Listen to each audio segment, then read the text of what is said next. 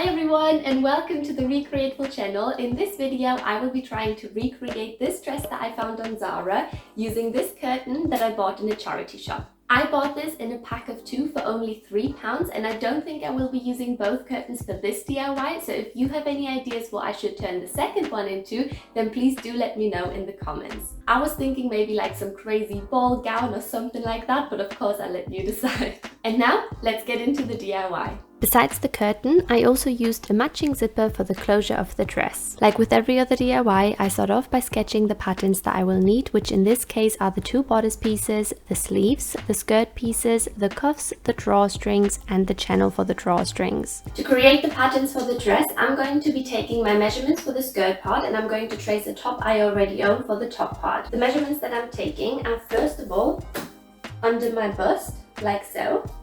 Then the smallest part of my waist, like so, and then I measure the distance between the two. And then I also measure the widest part of my hips, like so, and then also measure the distance between my waist and my hips, like so.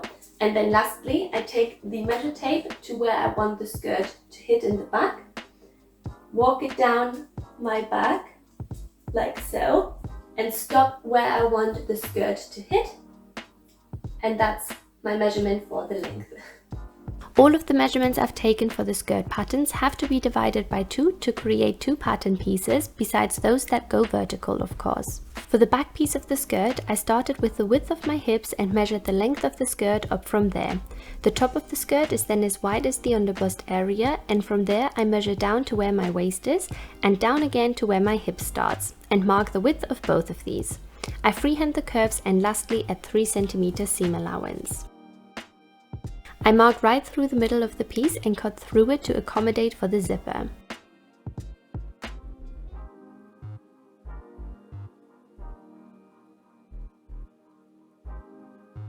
For the front skirt piece I do the same, however this time I take all my vertical measurements and times them by 1.5 to elongate the pattern. I also add this bustier shape to the top of it, which I simply freehanded and eyeballed.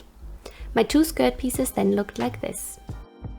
This is the top that I will be tracing for my bodice patterns, and I chose this one because of the high neckline. I will however have to adjust it slightly just because these sleeves are tight fitting and I want to have puff sleeves on my dress, so I will be opening up this armhole a little bit. I will of course also have to adjust the bottom part of this pattern, but I will just basically be drafting that as I go. Also, this is stretchy fabric, however because it doesn't actually stretch when it's on my body, it's fine to use.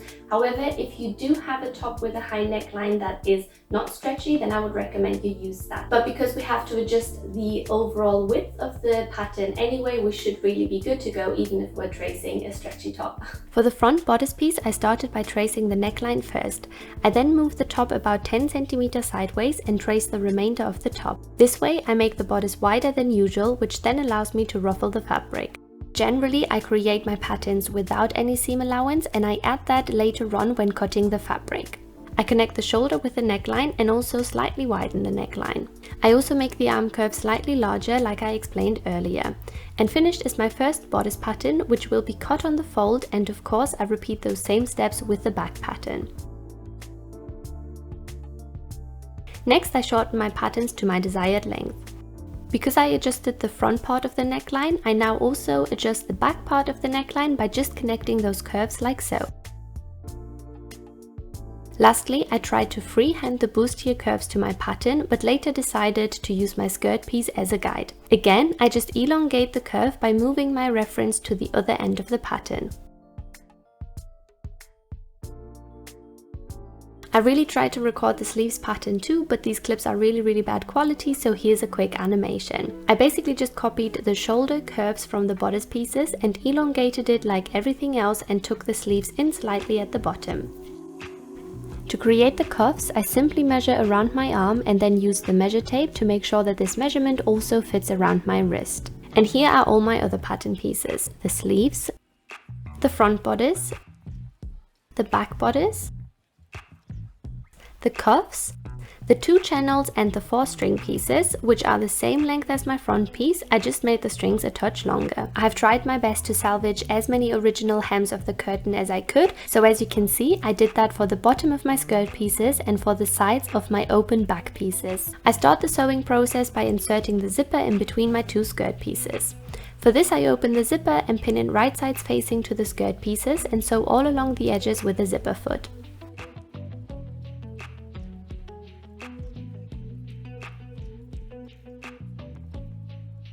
Once the zipper is attached, I fold the skirt over and close the seam below the zipper, and I also overlock all my edges with a zigzag stitch.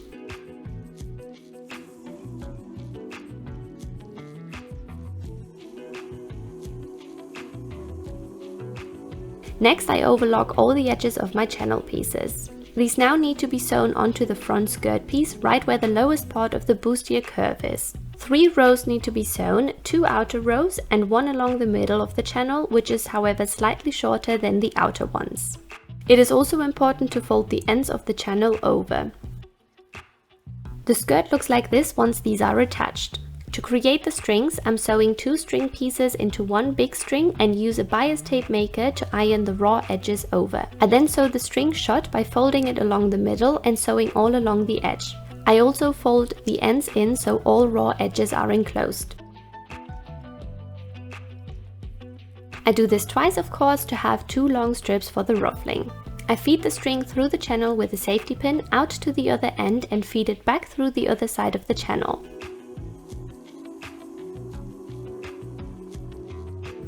And I repeat the same on the other side. Lastly, I sew the top of the channel shut so the strings can't be pulled from there, and finished are the drawstrings. Next, I sew a basting stitch along the sides of my front skirt piece. I pull on the thread to ruffle the sides up to match the length of my back piece. I then sew both skirt pieces right sides together along the sides.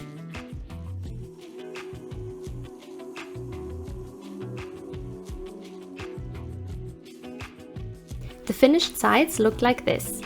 Next, I can use the drawstrings to ruffle the skirt up to be 1 length all around.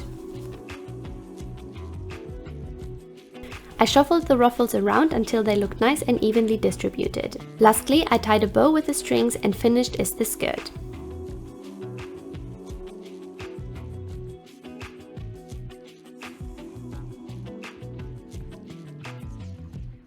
Now onto the bodice. I overlock the edges first and then sew a basting stitch along the shoulder seam on all bodice pieces.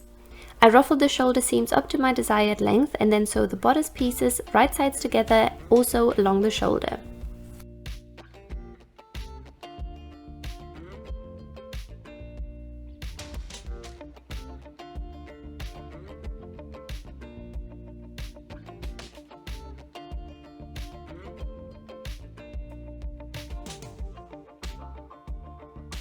To finish the neckline, I measured the circumference of it and created another bias tape that I pinned and sewn to the neckline, as it simply is too hard to hem round edges.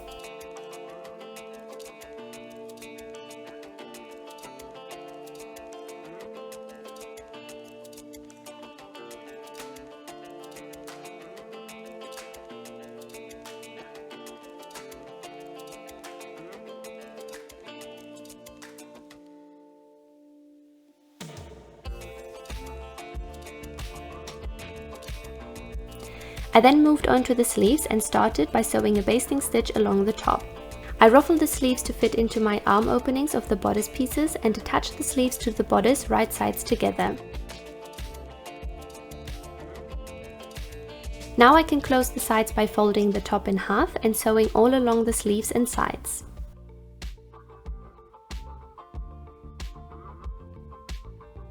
I press the cuffs also into some bias tape, which I sew into 1 loop and fold in half.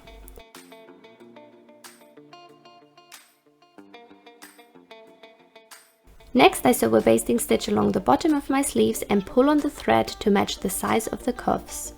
I then place the raw edges of the sleeves into my cuff bias tape and pin it.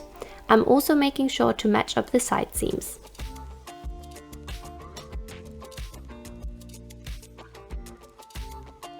I top stitched the whole thing, but because this was quite fiddly to do, I switched to hand stitching later on.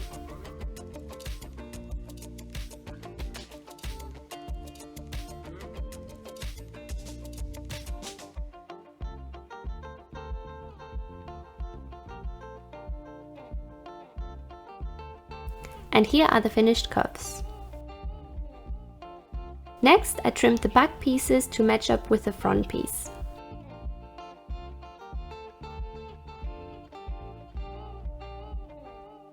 I then sew a basting stitch all along the bottom of my bodice and pull on the thread to ruffle it up.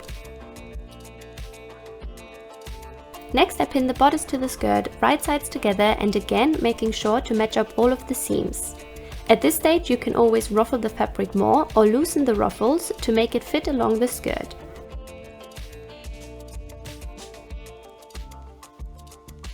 I attach the bodice to the skirt and of course overlock the edges.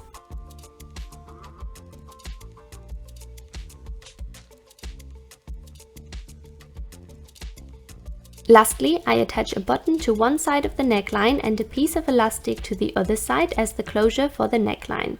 This is also a good time to point out that the original is fully closed in the back, but I opted for an open back instead as I only had a short zipper.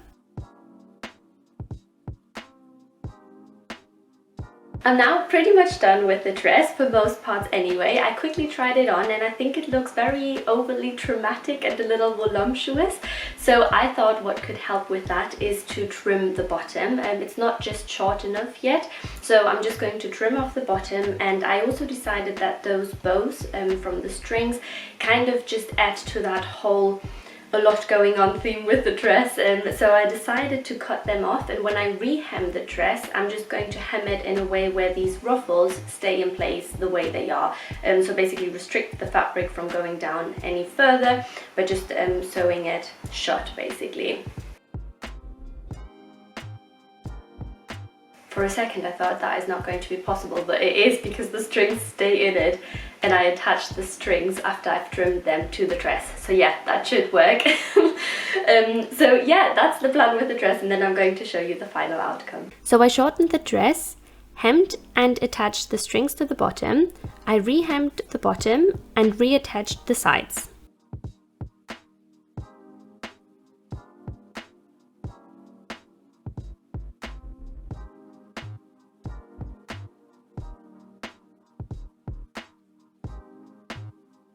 And now we are done, and I can't wait to show you the end result.